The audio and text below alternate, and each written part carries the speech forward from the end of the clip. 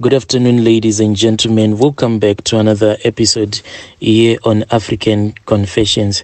There is a message that I want to share with you guys, and this message, it reads like this. Hello, my brother, how are you? Can you please post my own story as hidden identity? My brother, I am a man who is aged 35 years old. And it is such a pity that when I came here to South Africa, I never got the opportunity to return back to my own country. When I came here to South Africa, I was just a young man. At that time, I was only aged 19 years old. When I came here, I still had the love of God inside my heart. But everything just changed. I started working. I used to work for this other Indian who had a small shop. The pay that I was getting, it was just, like when you are working and you are just working as a general worker, you are not even valued. So the place where I was staying, it was in an informal settlement where people were being robbed. In those days, if people would know that you are from Zim, you were like an easy target. Now things are much better, but in those days, even those small boys that will be learning how to rob people, they will learn how to rob people on you. I was robbed several times until I stopped working. And I said, what is the purpose of me working when I am being robbed? Each and every fortnight I was being robbed. And for me to change the environment, it was quite difficult because I didn't have money to go and stay in another location, because at the informal settlement where I was staying, it was closest to the area where I was working. My Indian boss, the salary that he was paying me, it was not enough for me to use a taxi to go to work and to return back from work. So I had to walk on foot all the times. So there was this other small bridge that connected another location to that industrial area where I used to work. So close to that bridge, that is where the informal settlement was. And most of these young thieves, they used to go and sit underneath that bridge so that they can rob people. After being robbed several times, I then spoke with this other church elder about this issue, and I told him that I had suffered so much, I didn't know what to do anymore. The elder then made an announcement at church, and he said that this brother is looking for a job. So all of the church members, when they returned back, they tried by all means to look for a job for me. Then the following Sunday, there was a good announcement. There was this other man who was working in the farms, but they were not like your big farms. They were just like your small plots. So I was then told that there was another white man, an old white man, who had a plot, who was looking for a gardener. I was happy. I then collected my small bag because that was all that I had. It was just a small Chalmers school bag. I placed all of my belongings in there, and I went and I started staying in that plot. The man, the way that he used to treat me, I don't even want to talk about it. It was hard. It was hard labor. It was hard everything. The time that I chose to just try something new, there was this other program that was once held in South Africa, whereby the South African government allowed people who are from Zim to have the opportunity to apply for their passports in the country. The passport was quite cheap, but I could not even afford. I spoke with my boss about this issue, and I told him that at least it is far much better that I work for the whole year. Then he gives me the money so that I can go and apply for the passport. But my boss, he laughed at me and he said, no, I will never give you such a huge sum of money, because once you have got your papers, you are going to look for a better job. So he wanted to keep me undocumented so that I will never be able to find a proper job. I kept on working, my brother, until one day I met this other man who told me about this other area where they were building these RDP houses. I then went there and I started working. Unfortunately, this was like from bad to worse, because a white man will pay you less but will pay you, but a black man will promise you R1,000,000 but will never pay you a single rand. That is what happened in my case. We were promised a huge sum of money, and at the end of the day, we got nothing. So I then became friends with this other guy who was from Zim. This guy, he used to love to smoke a lot. He used to love to smoke marijuana. We then returned back from that area where we had been robbed after building a lot of RDPs, and we returned back to this other location. Being in that location, we then started selling, those pirated CDs. We sold them for a brief period of time and we stopped after we had found a job. There was this other security company that had started, so they were looking for some guys to work for them. And when we went to the office, we then started working for that company. But what we didn't know was that the boss was also someone who robs people. In the first month, he only gave us 300 rands, and he told us that the rest of the money we were supposed to pay up for his uniform, just in case if we were going to run away with his uniform. Life was very, very difficult when we were working for that security company. We were then taken to this other farm so that we can just be security guards at that farm, because there were thieves that were stealing some cables as well as some electrical pumps there on that farm. We worked there, my brother, and there was a lot of people from Mozambique, a lot of people from Zim and Malawi as well. I then became friends with this old man who had came here to South Africa a very long time ago. This man, he had even forgotten his mother's tongue. That is how long this man had been in South Africa. There was another man as well.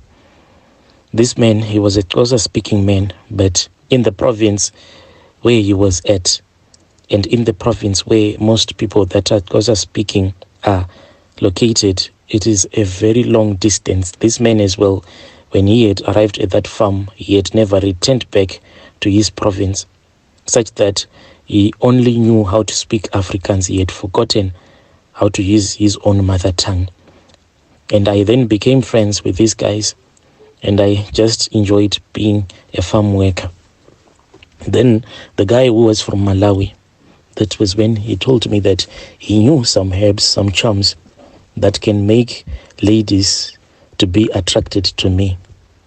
And when he spoke about ladies, I said, that is what I have been waiting for, because I am someone that has the love of women in my heart. He then told me that he was going to give me a stick. This small stick, he said that I was supposed to keep it inside, even if it was like lotion that I was using. When it will be finished, then I would have to remove that small stick first, then I place it in another bottle of lotion. He said that whenever I will be using these charms, then it will mean that the ladies will always chase after me. And indeed, when this man was still working at that farm, the charms were working. But with time, I grew up and I left the farm. Then I went and I started working on another farm. Now I was working as a tractor driver. I threw away some of my stuff, since like now I just wanted to be a normal Christian, not using any charms. So I threw away everything. So since that time, it was somewhere in 2011, I had forgotten about all of those charms that I had used. Then a few years ago, when I was returning back from work, my brother, I then met a woman. So usually when you are working and staying on the farms, you know everyone. So this woman, she was quite strange because I didn't know her. And this woman, when I spoke with her, I thought that maybe she was from Zim, and I found out that she actually knew the local language. So I thought that maybe she was just walking around. Late in the evening, when I was at our compound where we stay as the people that are working on the farm. I heard that there was a knock on the door. When I heard this knock, it was somewhere around 11 to 12 a.m. It was late at night. It was quiet. Then I heard a knock on the door. It was a soft knock. When I opened the door, I saw that same lady. I then asked her what she was doing. Before she could even respond, I then felt that there was someone that was seated on my bed, since I just use a small one room. I then looked around and I saw that this lady, she was now sitting on my bed. I got so scared, Brother Nashi, that I wanted to run. When I turned around trying to run, I then found out that the door had clogged itself up. Then this lady came to me. This lady then told me that I was not supposed to be afraid because she was not here to hurt me. I said, "Who are you?" She then said that, "You left me a very long time ago." She then told me that when I had moved out of that farm, I forgot her, meaning that she was that same love stick that I had been given by that man who was from Malawi. I said, "What do you mean when you say that I left you?" She explained to me that all the time when I was being chased around by women, it was her who was assisting me. She told me that the stick that I had been given by that man who was from Malawi, the stick, the way that it had been created after her death. This stick was created by another traditional healer back in Mozambique. I said, "Why don't you return back to your master then?" She said, "I do not have any master. I follow whomever I want to, and I follow whomever I choose to follow. And as for now, she had chosen me." I said, "But that man that gave me this stick, was he once your master?" He said, "Yes, he was my master." So my brother, that was when I knew that the reason as to why this man, when he came to South Africa, he was never able to return back to his own country. It was because of this spiritual wife. This spiritual wife will make sure that it disconnects you from your people, because the moment that you are connected from your people, then people will notice that the things that you do, they are not normal. I tried to reason with this spirit and I said, "Please leave me in the name of Jesus." It then laughed. It laughed a lot and it said, "Mentioning the name of Jesus does not chase away any spirit. It can actually attract more spirits to you, depending on how you have called the name." This spirit, when I saw that he was not even afraid of the name Jesus Christ, I knew that I was in trouble. This spirit then disappeared. The next morning when I woke up, that same bottle that had the lotion that I was using at that time when I was on that farm, I found it now in my room, and that stick was there. So during the afternoon, this love stick that was given to me, it will be a normal stick, but as soon as the sun goes down, it transforms itself and it becomes a woman. This woman, Brother Nashi, she cooks, she does everything for me. It is not like I see her cooking for me. And it is not like ever since that day that I physically saw her, I saw her again. I can just feel vibrations like someone walking on top of the roof. When I return back from work, sometimes I can find out that the house, everything will be in its proper order. Everything will be packed up. The food would have been cooked. But physically, I do not see her. She just visits me, and when she visits me, I'll be in my dreams. But before I fall asleep, I'll just feel her. I'll feel that she is coming. Then I'll just close my eyes, feeling sleepy. Then the next thing is I woke up early in the morning. The clothes that I will be wearing, they'll be removed. Then there will be, that white stuff that you can have on your thighs soon after having intercourse.